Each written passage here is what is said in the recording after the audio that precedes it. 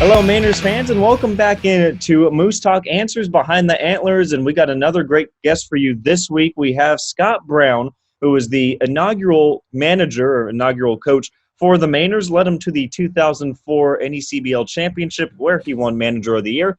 And he's spent quite a while at Vanderbilt. He's won 2 national championships there. First of all, Coach Brown, thank you so much for joining us. And what has it been like? What have you kind of been doing during this whole kind of having to stay at home and no college baseball going on? Well, first, Nick, thanks for having me, and hello to all the Mainer fans out there. I surely miss you guys. It's been a while.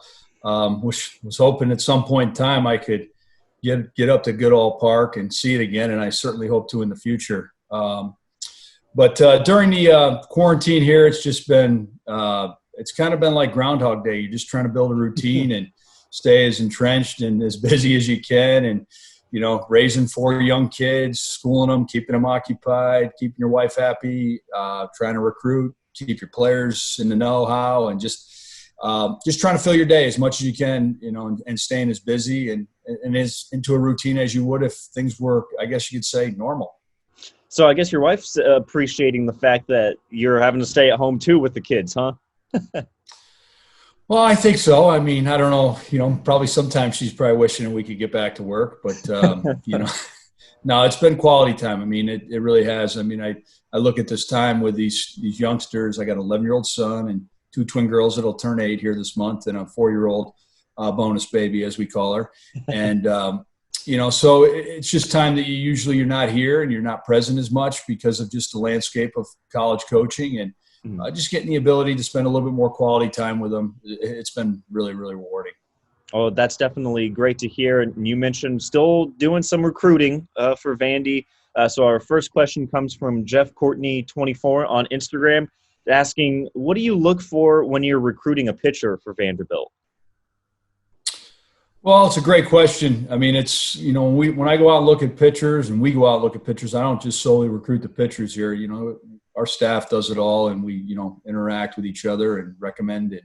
It's kind of like cross-checking. So the things we look for, number one is physical abilities, and inside the physical abilities, there's a skill set that, whether it's strike throwing, there's, some plus pitch development, whether it be an elite fastball or a really good breaking ball. And then obviously the ability to, make guys swing and miss and induce weak contact are key components.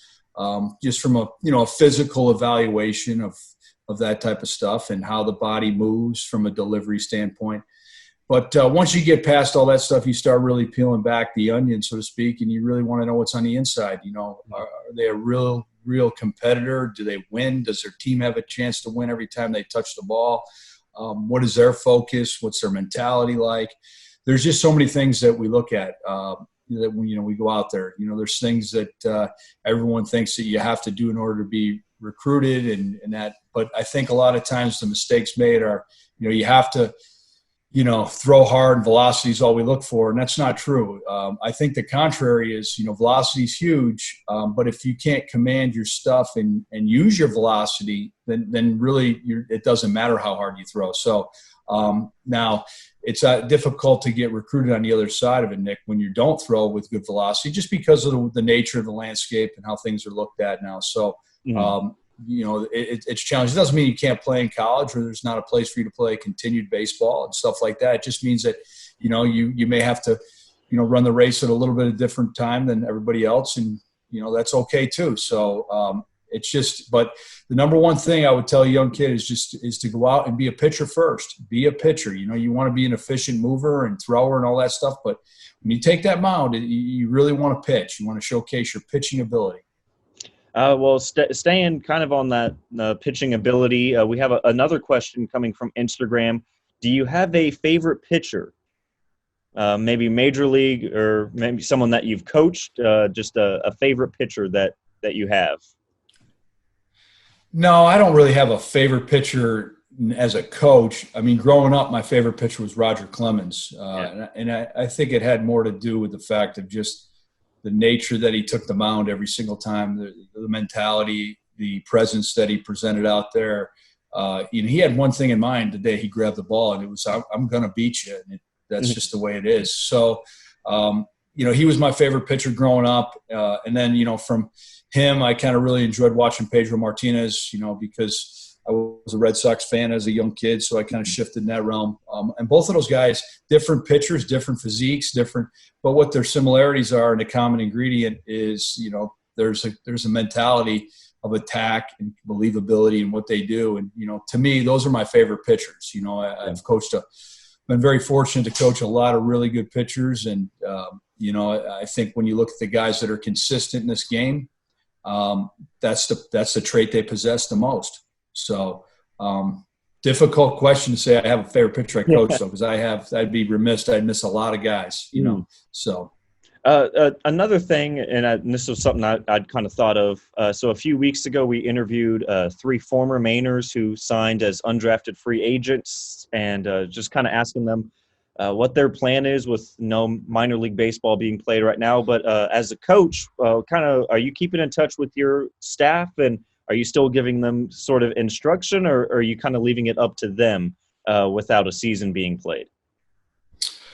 Well, we keep in touch with them, really every day, and not each guy every day, but I've talked to at least one pitcher on my staff almost every day just to check in sometimes. Other times it's reviewing some film that they've taken from some outings. They all have different circumstances that they're able to train under right now. So, if they can get their hands on video and technology and they want to learn through that time, then we certainly can set that up. There's some virtual things we can do. The biggest thing is, is just really giving them information as to what is going to happen here in the future as much as we possibly can too, because the cycle of a pitcher is, it's not, I'm just throwing. It's, what's going to happen 2 months from now? Am I still going to be playing? Am I shut down? Or are we going to be, being competitive? And just trying to get a landscape layout for them in their minds of what I know is important, and just communicate. I guess it's over communicating with them now. I don't think, if my pitcher's playing for, one of our pitchers playing for the Sanford Mainers, I may check in with the coaching staff periodically in that player once or twice, but, that's more about, I can follow their stats. I let them leave that experience to themselves. And if they need me, they can call me. But now it's just, with where we are and the unknowingness, I feel like there's a lot of communication taking place. Actually, an example is, in the next about 11 o'clock hour here, we're going to do a little Zoom with our director of player development, Brandon Barrick, and Kumar Rocker, and just talk about just different shapes to his breaking ball, some things that we've kind of broken down here in this time that, hopefully can help him get a better understanding of what he's trying to do with that pitch. And it's not to make a wholesale change. It's just so he has a general understanding of how that data works and how it can play for him. So that's just an example of some things we've been doing here during this time. Well, that's definitely a lot better than the alternative of maybe not enough communication with these guys recently. So over communication, I think they'll happily take that. The next couple of questions come from Jacob Ouellette up here in the Mainers front office. So his first one is, being a young coach into your career when you started with the Mainers, what was your biggest takeaway? Wow, that's a great question. It's amazing for me personally is, I set out and I knew I wanted to be a college baseball coach right into that. I was coaching the New York Collegiate League. Then I got that fantastic opportunity up there in Sanford, Maine. And the welcoming party of that town and the community was just incredible to me. So, just in the initial ownership of those guys, Jeff Titherington, Neil Olson, the late Alan Mapes, who's just a tremendous influence, Ron Woodard, and it's a bunch of others that I probably am forgetting their names that kind of evolved into it. But they just gave us every resource that we needed to be successful in getting an organization off the ground. And what I learned as a young coach is that nothing really has changed. It's all about your relationships with the players. It's how you communicate with people. It's your daily energy to show up. When I was a young coach, I guess you could say my compass was pointed towards that scoreboard outcome. And I wanted to win every single game. Not that I don't now, but I know now that there's a lot more to it that goes into it. And if you take care of those little details prior to and the little things in the growth process of each and every day, just trying to get better, the scoreboard usually takes care of itself. So that's just through experience. And, I've probably learned a lot too about emotional stability. over the course of time, and realizing that, you don't have to get every call inside a baseball game in order to be successful. And they're human beings. They're umpires. They're not trying to, take over the game or make a bad call so that you don't get the outcome you desire. They just made a mistake, and it's human beings, and we're all held accountable. But at the same time, you don't need every call, and you just, the game is beautiful in that way. But that's what I learned as a young coach. It was great. And it's crazy is that I haven't been a head coach since I was the head coach of the Sanford Mainers, but I've always felt like a head coach working at St. John's and at Vanderbilt, and thought like that just because of that great experience I had up there for those 3 years. They released the entire experience to me in a lot of ways of just recruiting the team, the final says on how we traveled, and obviously inside a budget and stuff. But those guys and those people and the GMs during that time just did a great job of just assisting us and being successful. So a lot of that stuff early on you've taken with you. Now, like you mentioned, not a head coach, but you still kind of have that same mentality, especially as the pitching coach at Vanderbilt.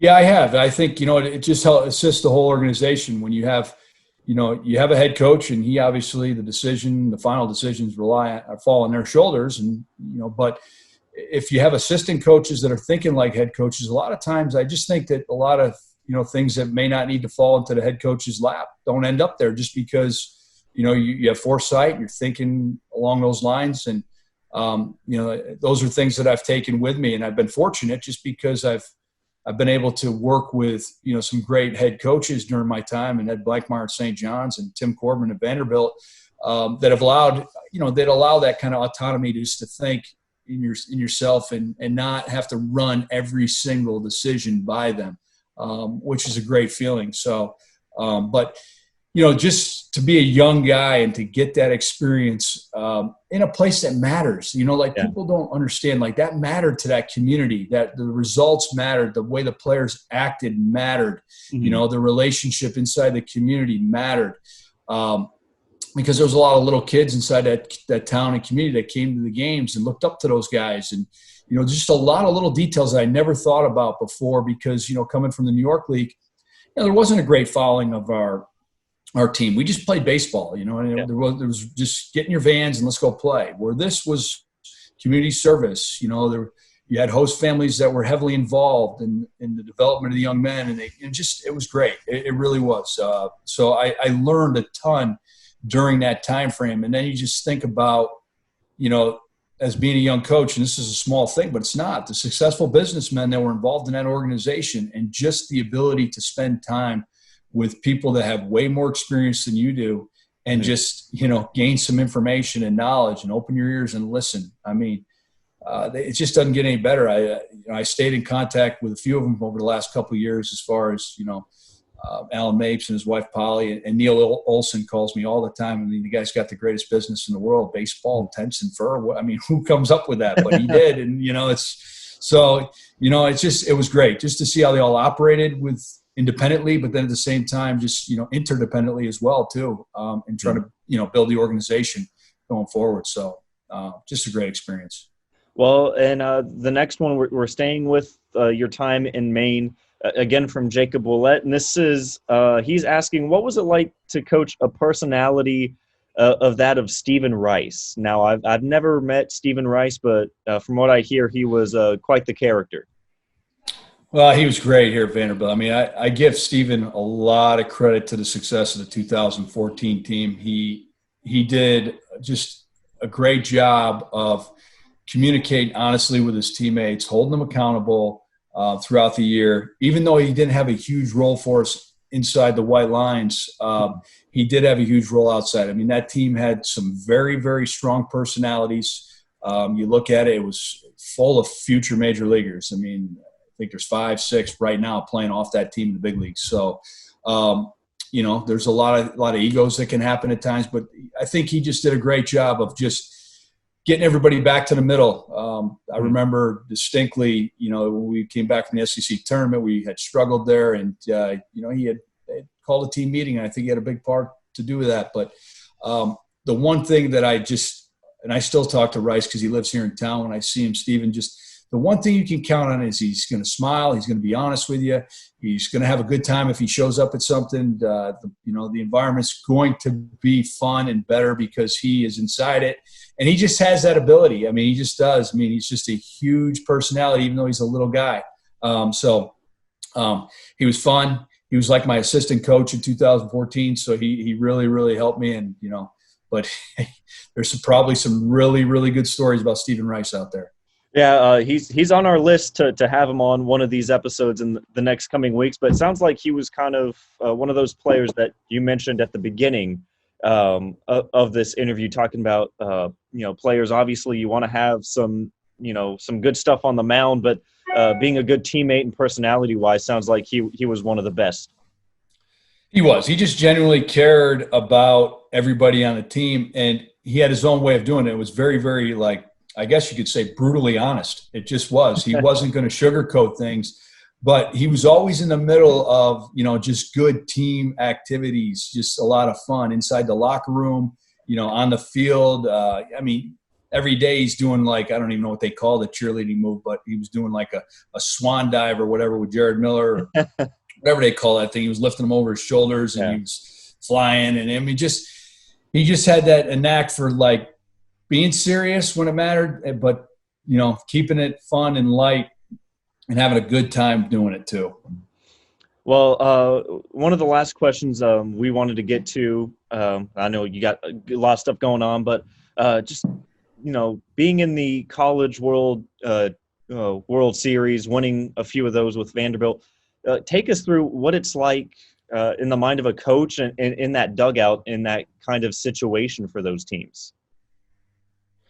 Well, in 2014, I was just kind of going through it. I look back at that, and I'm so glad during this quarantine that, they've replayed some of those games because just the chance to actually watch them. And but you're just so pitch to pitch. And I think during that time frame for myself personally, I was just in such shock and awe to actually be in Omaha because, you get close at St. John's and a super regional at times, and you just it's like a college dream just to get there, just a dog pile and know you're going there.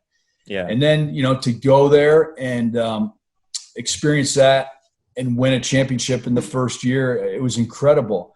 And to do it with those people was awesome. And then, I'll tell you on the other end of it in 2015, now having been there, knowing what to expect, how to enjoy it, and realize that to come out on the other end of it short in 2015 in the national championship game actually probably hurt a lot more than the enjoyment of winning it in 2014. It just, if you flip-flop those, I think it would have felt a lot better. But I'm just, I'm fortunate that in 2019, just to do it again with that group of kids too was incredible.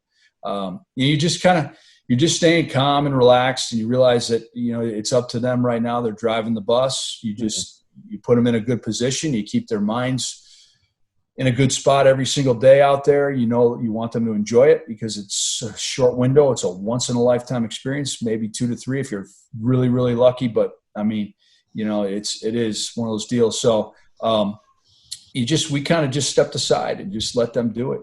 We had some guys really, really perform at a high level. Just had a lot of confidence in what we were going to do. And, just like I said, you kind of realize that there's nothing we did in hindsight in 2015 that didn't allow us to win that championship from a coach.